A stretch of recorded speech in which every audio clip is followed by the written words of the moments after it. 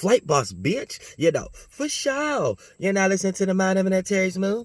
I'm the Archangel Uriel, and I'm here to carry out God duties and motherfucking responsibilities. And this video right here is about people that is not your friend, but look like it. Let me repeat. People that are not your friends, but appear to look like it. So keep that in mind. In this video, I'm going to explain 3 main reasons, which is endless reasons, or characteristics or traits you need to watch. But for the most part, there's 3 main ones that you can look at and automatically decipher who you need to make your friend and who you need to treat as an associate, and just treat them or trust them as far as you can throw them.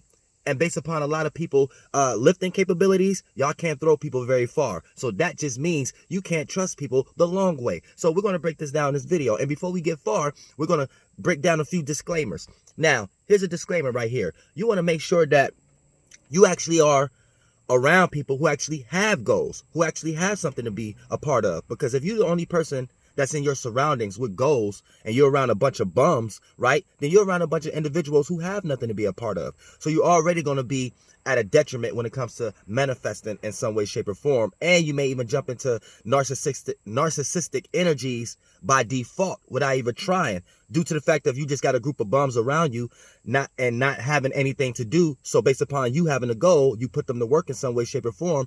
And that comes with a gift and a curse. The gift is you may have support that do truly what you need them to do. But the curse is now you got blood on your hands, or you're responsible for other people's mentalities and feelings and emotions who didn't have anything going on for themselves. So it's really not an equal or balanced relationship or circumstance or group of associations that could become closer. You see what I'm saying? So for the most part, that's one disclaimer. Here's another disclaimer, right?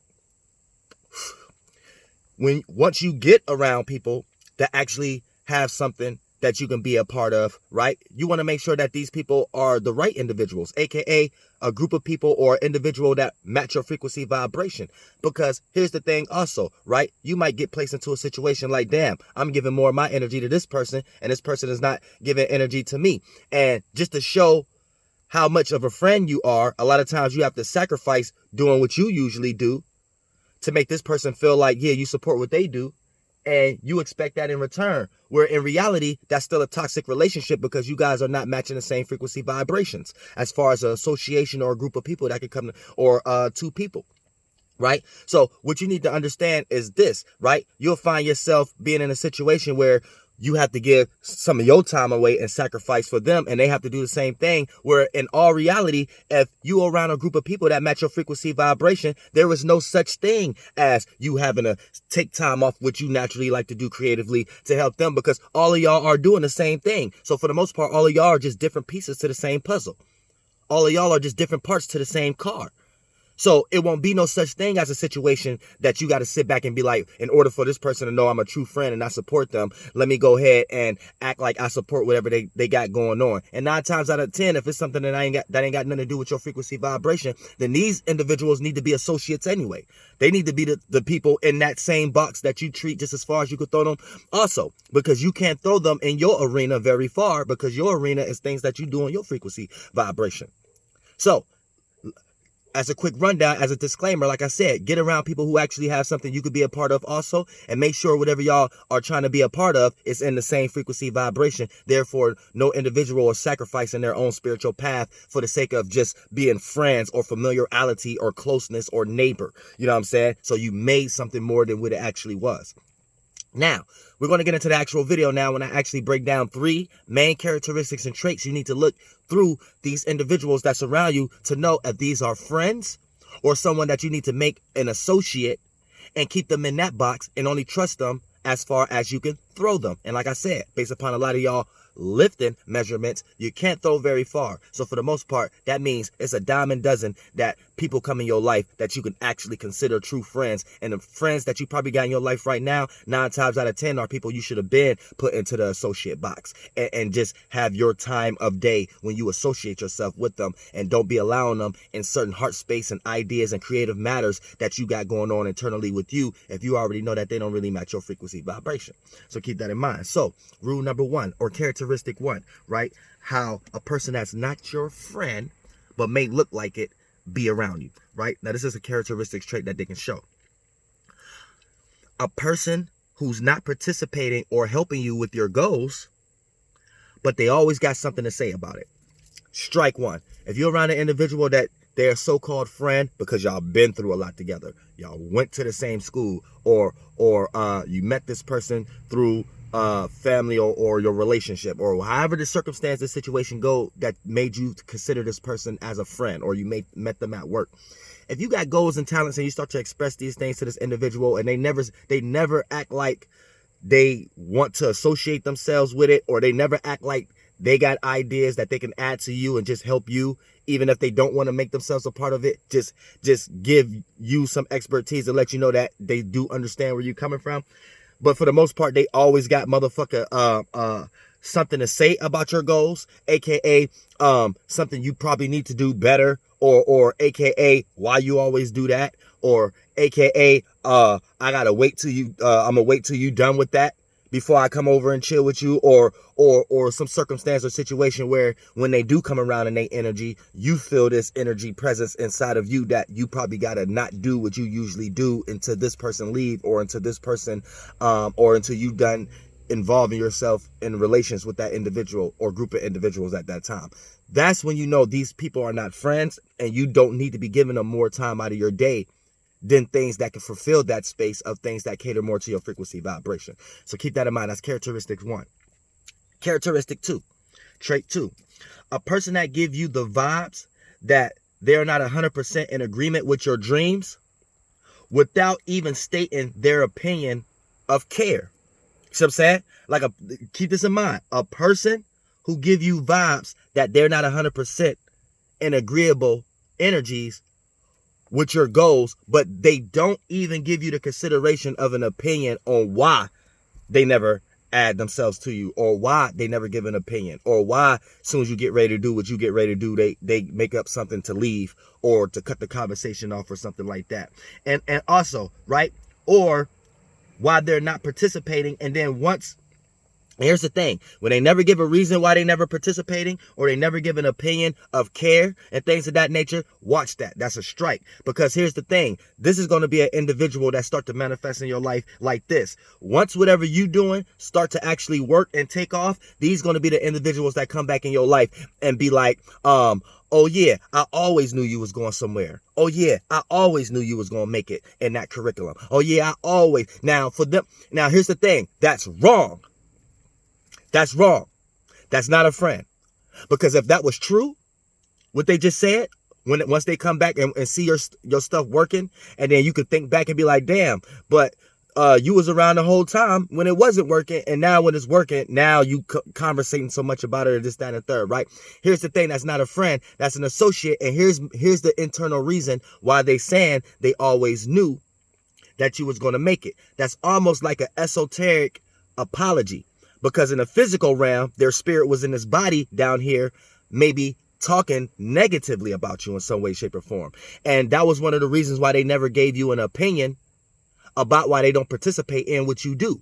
Because their opinion, it was expressed, but they know you, and they know it can be something that you don't like. So it might be something that they go joke with others and things of that nature. So once whatever that you do and start working or whatever like that, when a person come back in your life and be like, I always knew you was about to do that, but they was in your life the whole motherfucking time and things of that nature, that's an esoteric version of an apology. That lets you know right there that they was talking negatively about your goals. And once your goals started working, and since they still know you, but you don't know that they was talking shit about it and things of that nature, it's almost like an esoteric spiritual cleansing apology that they actually do by saying, oh yeah, they always knew that they was gonna that you was actually gonna be whoever the fuck you was, whether it's that nurse, that beautician, whether it's that motherfucking car salesman, whether it's that motherfucking business, that Trump, you got your own towers, fuck Trump towers. You know what I'm saying? That's when you know that's not a motherfucking friend. And here's the thing, you wouldn't even pick up no energy around them like they talk negatively about you when you're not around in the first place. So you will pick that up too if you're spiritually inclined. So keep that in mind. That's strike 2. When a person been around you the whole goddamn time and you having goals and all this kind of shit, right? And this person never participate, but they never even gave you an opinion or a reason of a care of, or to give you confirmation on why they don't participate. So y'all can start building a relationship like, okay, you do what you do and I do what I do, but I understand why it's like that. You know what I'm saying? They didn't even give you that satisfaction. 9 times out of 10, like I said, this is a person that's getting ready to come back into your life when your shit do start working. They're going to have a change of tone.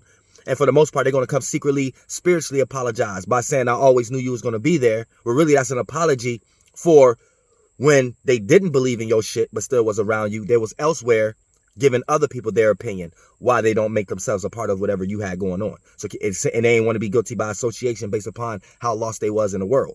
And now they want to be associated now. So they might come to conclusions where they get into energies like, I always knew you was going to make it in some way, shape, or form. Now, 3.